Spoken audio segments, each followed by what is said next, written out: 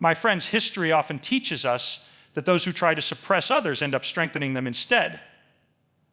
America believed it could pressure India, weaken her resolve, and limit her rise. But every attempt to hurt India, whether through sanctions, alliances against her, or economic barriers, only pushed India to grow stronger. This is not just a story of conflict. It is a story of resilience. When India emerged from the chains of colonial rule in 1947, the world watched with skepticism. Many nations doubted whether a country so vast, so diverse, so battered by years of exploitation could ever stand on its own feet.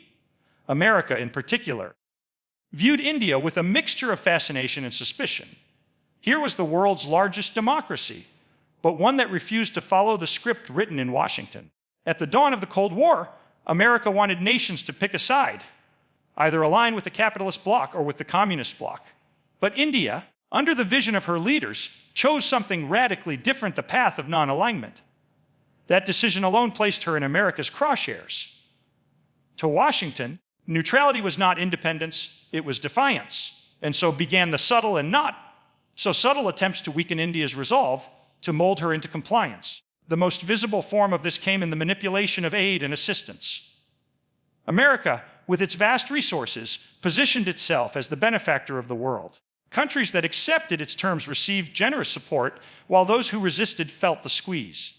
India, struggling with food shortages in the 1950s and 1960s, became a prime target for this strategy. Shipments of grain under the PL 480 program were not simply acts of charity, they came with strings attached. Every bag of wheat carried the shadow of political leverage. America hoped to make India dependent, to ensure that her policies bent under the pressure of hunger. But history reveals something profound rather than weakening India. These pressures forced her to innovate. The humiliation of waiting for ships of wheat became the spark for the Green Revolution. With determination, Indian scientists, farmers, and policymakers worked together to transform agriculture. High-yield seeds improved irrigation, and bold reforms turned a nation that once stood in queues for food aid into a nation that could feed itself. And in time, into a nation that could even export grain. America's attempt to keep India tethered ended up creating an agricultural powerhouse. The strategy backfired, and India emerged stronger. The story repeated itself in industry and technology. America sought to limit the transfer of critical technologies, believing that by keeping India away from advanced machinery and knowledge, she would remain perpetually dependent. Restrictions were placed, licenses withheld, collaborations blocked. It was as if Washington believed India's hunger for progress could be starved into submission. Yet what unfolded was the opposite. Deprived of easy access to Western technology, India's brightest minds set to work developing their own. Laboratories, universities, and research centers became hothouses of innovation. From space exploration to indigenous defense manufacturing, India built systems from scratch. Every blockade became an incentive. Every closed door became a challenge.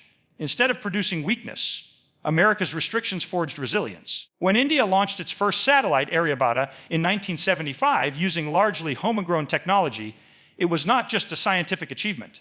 It was a statement, a declaration that no nation, however powerful, could permanently lock India out of the future. Diplomatically, too, America tried to tilt the scales against India. Consider its alliances with nations hostile to Indian interests. In South Asia, Washington consistently chose Pakistan as its strategic partner, funneling aid, weapons, and diplomatic support in the belief that it could contain India's influence. The calculation was cold and clear. If India would not align with America, then America would strengthen her rival. On the surface, this looked like a masterstroke of geopolitics. But look at the consequences. Every weapon sent to Pakistan, every dollar of aid, every political endorsement only deepened India's determination to secure her own sovereignty. Far from making India submit, these actions steeled her resolve to defend her borders, to invest in defense, to never rely on outsiders for her security. And when the wars of 1965 and 1971 erupted, America discovered the limits of its strategy. Despite Washington's support, Pakistan could not overcome India. In fact, the 1971 war ended with the creation of Bangladesh, a staggering blow to America's ally and a testament to India's strength. Once again, America's attempt to weaken India only strengthened her standing in the region. But perhaps the most telling evidence lies in the realm of spirit. Nations are not built merely on policies or technologies. They are built on the character of their people. Every attempt to demean, to marginalize, to pressure India only reminded her citizens of who they were, a people forged by centuries of struggle, carrying the legacy of one of the world's oldest civilizations. When America tried to paint India as a fragile democracy destined for collapse, India responded by holding free and fair elections again and again, proving that democracy was not a Western gift, but an Indian choice. When America dismissed India's economic model as doomed to failure, India persisted, adapted, and laid the foundations for the reforms that would eventually transform her into one of the fastest growing economies in the world. The very narrative of doubt became the fuel for India's determination to prove otherwise. So what was the result of all these attempts? Instead of bending India, America ended up paying the price of its miscalculations. The price was not just material, but reputational. For every sanction that failed, for every alliance that backfired, America's image as a global strategist dimmed. The world began to notice that India was not a nation to be controlled, but a nation to be reckoned with. And for America, this realization came with a bitter edge.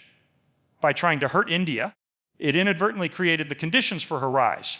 What Washington sought to prevent became precisely what unfolded. The irony could not be greater. In trying to weaken India, America gave her the opportunity to discover her inner strength. In attempting to block her path, it forced her to carve out new ones. In doubting her survival, it triggered her success. That is the story of the early decades of this relationship, a story not of America's triumph, but of its unintended role in sharpening India's resilience. And that, my friends, is why we say that America tried to hurt India, but it is America that paid the price. When India conducted her first nuclear test in 1974, codenamed Smiling Buddha, the world reacted with shock, but none more so than the United States. To Washington, India's achievement was a betrayal of the global order it believed it controlled. A developing nation, still recovering from poverty and famine, was not supposed to cross into the elite world of nuclear powers. The message from America was sharp and swift. You must be punished. Sanctions were imposed. Technology sharing was blocked. International pressure was applied. America's goal was clear. It wanted to isolate India, to send a warning that no country outside the approved nuclear club could dare to defy its authority. On paper, this strategy looked powerful. India, still vulnerable economically, was expected to buckle under the weight of isolation. But what happened in reality tells us a very different story. The attempt to cripple India became the catalyst that forced her to become truly independent in her nuclear journey, transforming her into a power that could never again be ignored. America believed that by shutting the doors of cooperation, it could freeze India's nuclear ambitions. Western laboratories, reactors, and suppliers of critical components were locked away behind a wall of restrictions. India was suddenly cut off from the technology that could have made her program easier. But instead of surrendering, India took the harder path. Indian scientists, engineers, and policymakers decided that if the world would not give them technology, they would build it themselves. In laboratories that compared to America's sprawling facilities, in conditions often hampered by limited budgets, Indian scientists poured their energy into mastering nuclear science. It was not just a technical project, it was a national mission. Each obstacle placed by America became an incentive to innovate. Each barrier forced India to become self-reliant. The very isolation intended to cripple her became the training ground where she forged her own capabilities. And consider the irony of timing. America, at the same period, continued to indulge nations like Pakistan, turning a blind eye to its clandestine nuclear efforts because it served America's short-term Cold War interests. Washington supplied aid and weapons to Pakistan under the guise of fighting communism, even as intelligence made clear that Pakistan's nuclear ambitions were real and dangerous. Yet India, which had openly demonstrated her nuclear capacity, was treated as the outlaw. What message did this send? That honesty and openness would be punished, while deception would be rewarded. But history has a way of exposing hypocrisy. Decades later, America itself paid the price when Pakistan's nuclear program not only succeeded, but also became a source of proliferation to rogue regimes. The very ally it had chosen to protect turned into a source of global instability. Meanwhile, the nation it tried to punish, India, emerged as a responsible nuclear power with a spotless record of non-proliferation. The contrast could not be sharper, and the cost America paid could not be heavier. The next great confrontation came in 1998 when India once again stunned the world with the Pokhran-I tests. 5 nuclear explosions shook the desert sands of Rajasthan, but their tremors were felt across the globe. America responded with outrage, invoking sanctions, cutting off aid, and trying to rally the international community to condemn India. Yet the world of 1998 was not the same as 1974. This time, many nations refused to isolate India. Some even admired the courage it took for a developing nation to assert its sovereignty so boldly. America, however, doubled down. Officials in Washington declared that India would pay dearly, that her economy would falter, that her global reputation would collapse. But once again, the opposite unfolded. India's economy, instead of crumbling, showed resilience. International investors, far from fleeing, recognized that India was a rising power they could not ignore. And within a few years, it was America itself that quietly began to shift its stance. The truth was undeniable. America needed India more than India needed America. In the strategic balance of the post-Cold War world, with China rising rapidly and new threats emerging, America realized it could not afford to keep India out. The very nation it had tried to punish was becoming indispensable for global stability. The sanctions, meant to isolate, ended up highlighting India's importance. Washington found itself in the uncomfortable position of reversing its own policies.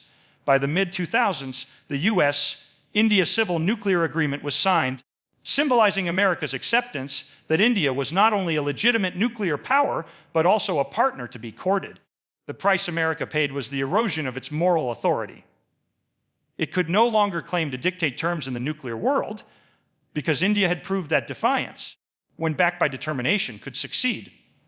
But beyond politics and economics, what makes this story so powerful is its lesson in human spirit. Imagine the Indian scientists who worked through decades of sanctions, building reactors, mastering fuel cycles, developing delivery systems, all under the shadow of doubt cast by the world's most powerful nation. They were told it was impossible. They were told their nation was too poor, too backward, too dependent to achieve nuclear mastery. And yet in the deserts of Pokhran, in the labs of Bhabha Atomic Research Center, in the corridors of India's Strategic Command, they proved otherwise. Their triumph was not just scientific, it was moral. It was the triumph of a people who refused to let another nation dictate their destiny. America's attempt to block them only sharpened their will to succeed. And what of today? Look at the balance. India is recognized globally as a responsible nuclear power. Her doctrine of no first use, her careful stewardship of nuclear materials, her refusal to engage in proliferation. All of these stand in stark contrast to the very ally America once supported. The world knows it can trust India. The world knows her nuclear capability is not a threat, but a stabilizing force in Asia. This credibility did not come from America's approval. It came despite America's disapproval.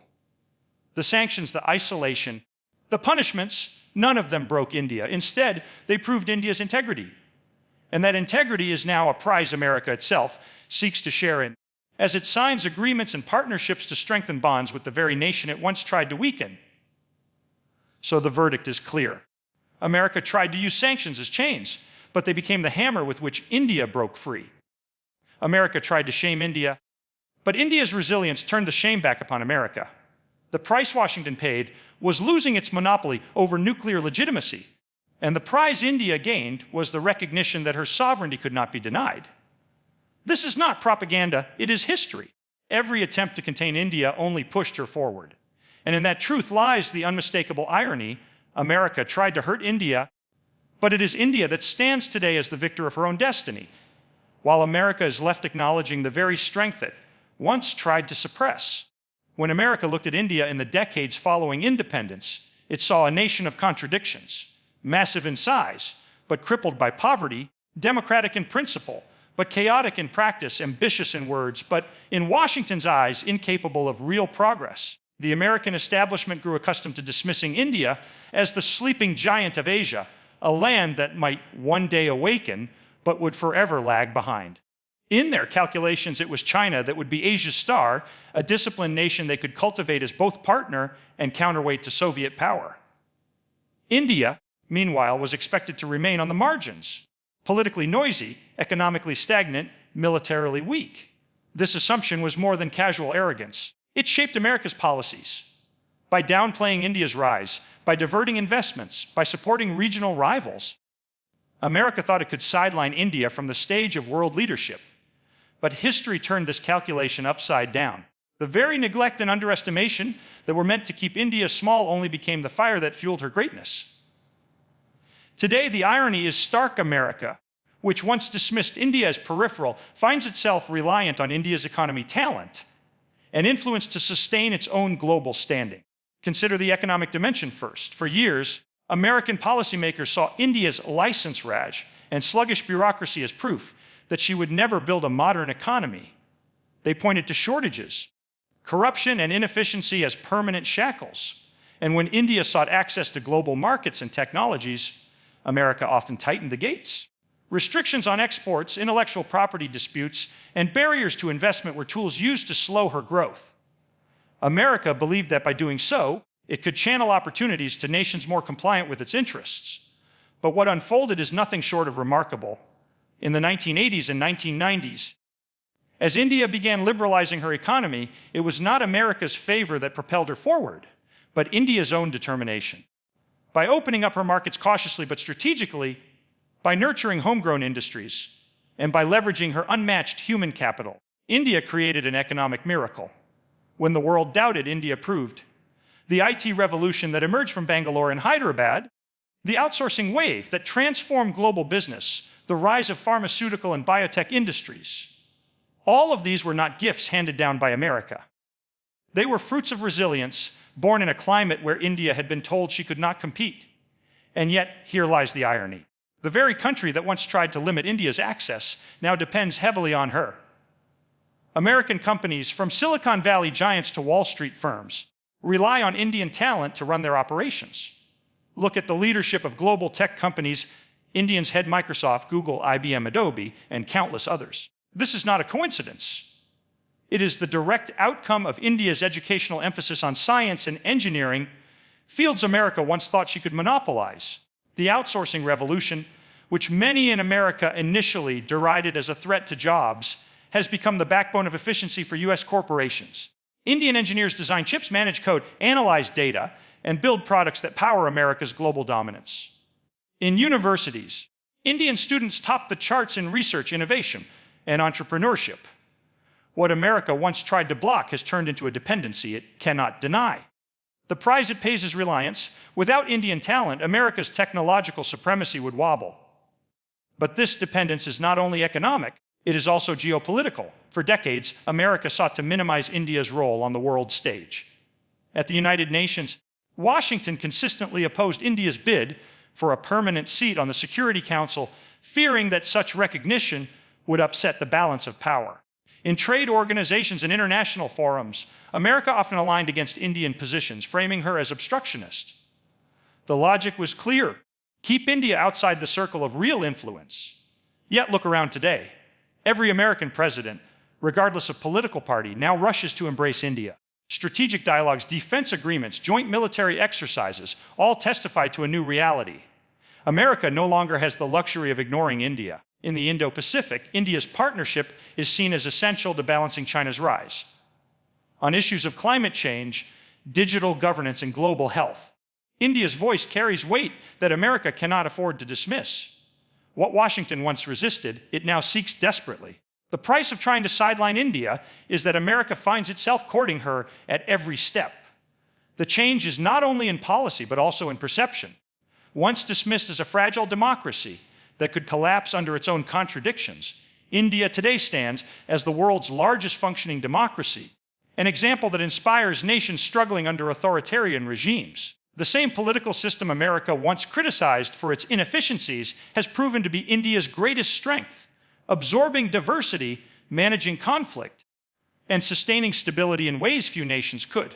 And in a world increasingly divided, India's democratic resilience has become a card America is eager to showcase. By trying to deny India's significance, America ended up elevating her importance. It is as if the global stage itself corrected the imbalance. And consider the economic might India now wields. Once portrayed as the land of poverty, India is now one of the world's fastest growing major economies. Her markets attract American corporations eager to tap into a billion-strong consumer base.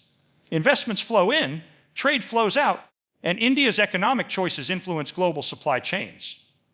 America, which once thought of India as marginal, now cannot decouple from her without severe consequences. From pharmaceuticals during the COVID-19 crisis to software during the digital revolution, India provides goods and services America cannot do without. The dependency is mutual, yes, but the tilt is undeniable. America depends on India far more today than India depends on America. The most profound irony, however, is psychological. America, long used to being the arbiter of who rises and who falls, has discovered that India's ascent occurred not because of Washington's blessing, but in spite of Washington's resistance. Every attempt to suppress, every effort to sideline, every dismissal as too poor, too weak, too divided, became fuel for India's determination. And when the dust settled, the roles were reversed.